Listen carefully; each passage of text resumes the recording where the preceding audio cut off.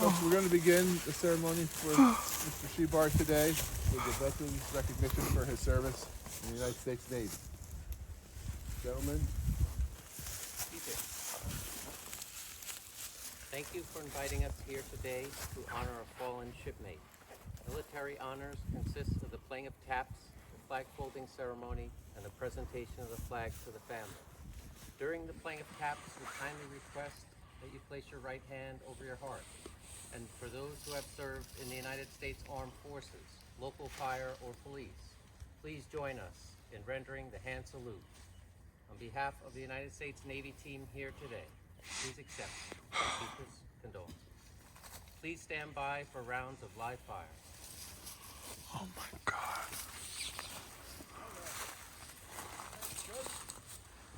Port arms. Aim. Fire. Aim. Fire. Aim. Fire. Reset. Arm.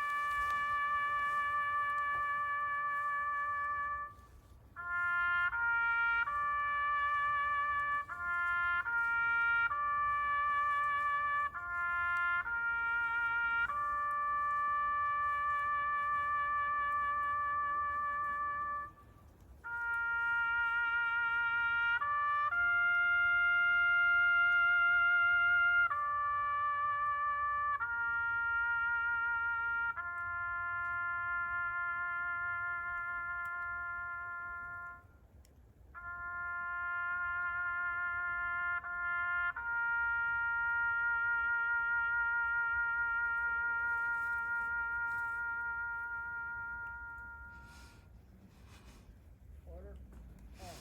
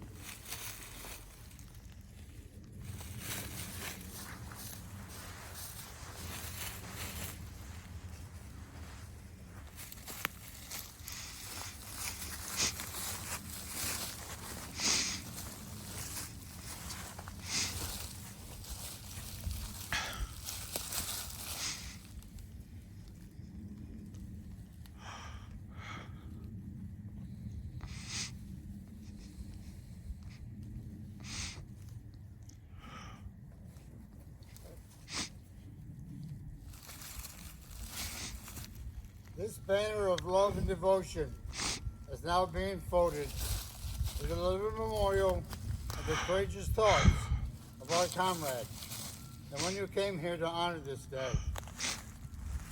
The blue field represents the sky that overlooks our land and denotes the watchfulness of God, the eternal. The red stripes tells of the blood and sweat and tears that had been offered and conquered by our comrade devotion to the responsible freedom of his country. The white stripes boldly proclaim the peace that Charles helped to bring to our future generations. This is Charles' flag. This is our spiritual heritage. Receive it with the tears of our minds and the faith of our hearts. Amen.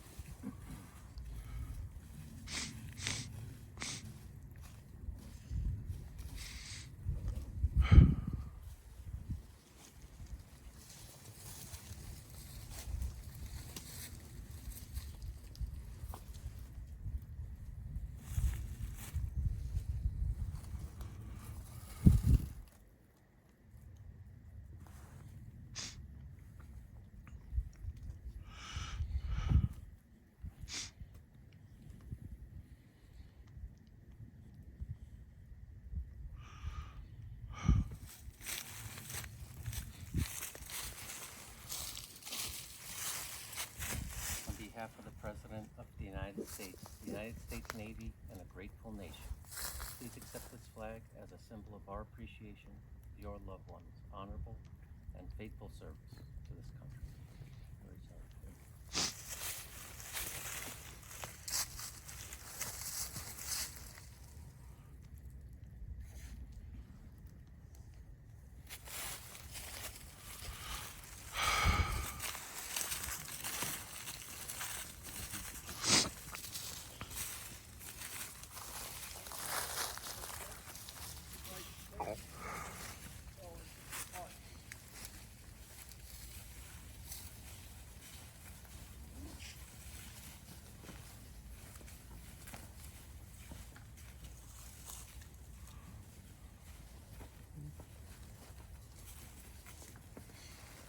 I'd like to thank the Navy representatives and the American Legion for a nice ceremony. Yes. And you folks now, if you'd want to share stories or memories, it'd be wonderful to do that. If you want to step a little closer.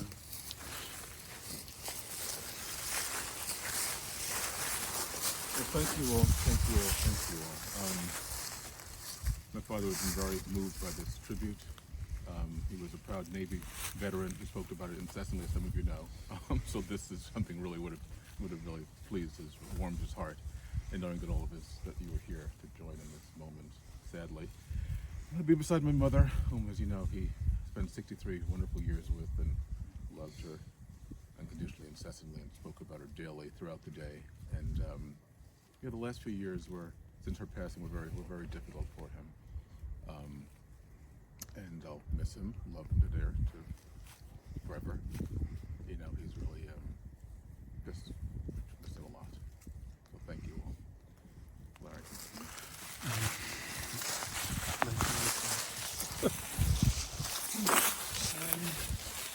I just want to, Charles, you know, as you all know, Pops, as they called him, the caretaker, so we took that name on.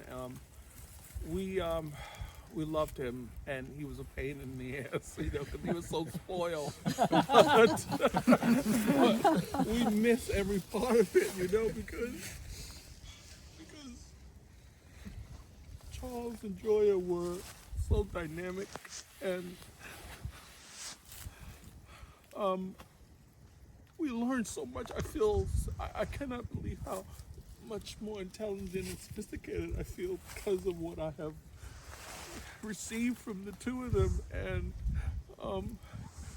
you know, his passing kind of closes this incredible chapter and journey of the Shebars as it relates to the two of them. I mean, I know Lenn is still here, we have each other, but it was just an incredible ride. It was like 25 years of the most incredible part of my life, and everyone who talks about the experience with the Shebars is just like unlike anything else I would ever experience again. And just their incredible story and bringing Lenn into that world, and you know, that in and of itself is worthy of a book, you know what I mean? So I mean, it's just incredible, you know, the horn playing, and I mean, I learned so much even within the 4+ years that Joy had passed, and having him with us in the city. Suddenly this man is singing, you know, blues and jazz tunes at the top of his lungs constantly, and playing the horn, and like, what is this, you know, and talking about his days in the Navy and the judo and The Peace Corps. and the Peace Corps, you know. And the thing is, you know, Joya was so full and so big, and he didn't really have to do much, just sort of stand in the background and be support for her. But then, you know, so Lenn and I learned of a new person during her passing, you know, and it was just incredible. It was an incredible experience to just know that he did not suffer in any way. He literally was himself with the dementia up until the last week, you know, of his life. And he was just very quiet in a way that we weren't accustomed to, because we literally would receive maybe 10 calls in the morning, 15 in the middle of the afternoon. And this was while he had the caretakers, you know, with him, but he still wanted the connection. and we were always there to accommodate him. And I tried my best because, you know, I can have a sharp sense of humor, and I tried to kind of channel the joyous kind of piece that I think she and I connected on, and so I would give it to him as good as, you know, I could, you know. Listen here, Pop, enough. You know, Joy would always say, "Okay, Charles, enough," you know, and then I would, "All right, Pops, enough," you know. But anyway, love him madly, and we'll miss him and miss them. And so they're together now. They'll be together once he's there with her. And yeah, so. But, you know, we plan on, you know, really kind of being a little bit more part of the Gardner scene. So, you know, let's just look forward to some nights together in spring and fall. So anyway, thank you. Love you, Pop. Thank you.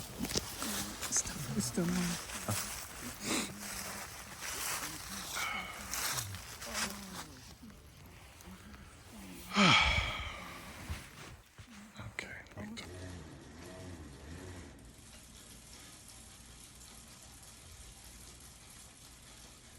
Beep, beep. And you're going where? I'm in St. Louis. St. Louis. Okay, That's where they play the blues. okay, The St. Louis Blues. You ever hear that?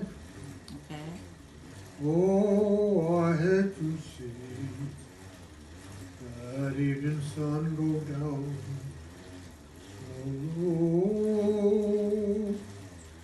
Oh, I hate to see that evening sun go down.